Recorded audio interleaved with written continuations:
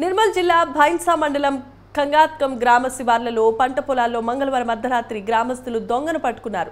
పంట పొలాల్లో కేబుల్ వైర్లు, సోలార్ బ్యాటరీలను దొంగిలిస్తూ ఉండగా కొందరు గమనించి గ్రామస్తులకు సమాచారం అందించారు.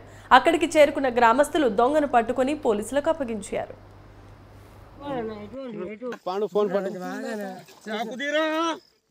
अरे दెబ్బలు తింటావు బే దెబ్బలు తింటావు నువ్వు చాకుని ఓడికనే వేస్తావు ఇప్పుడు నువ్వు నిశాలు మాకు ఓడికనే వేస్తావురా నువ్వు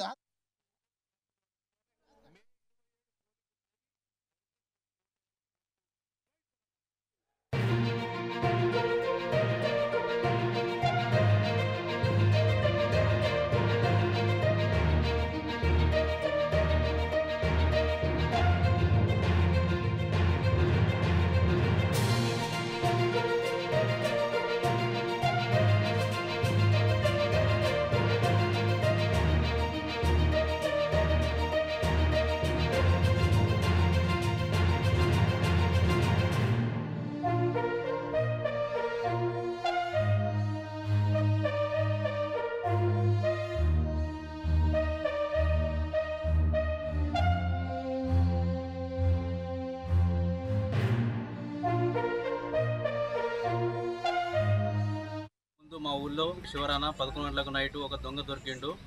ఆయన ఇంతకుముందు మా ఊళ్ళో హార్వెస్టార్ల బ్యాటరీలు అండ్ టైర్లు అవి దొంగతనం చేసిండ్రు.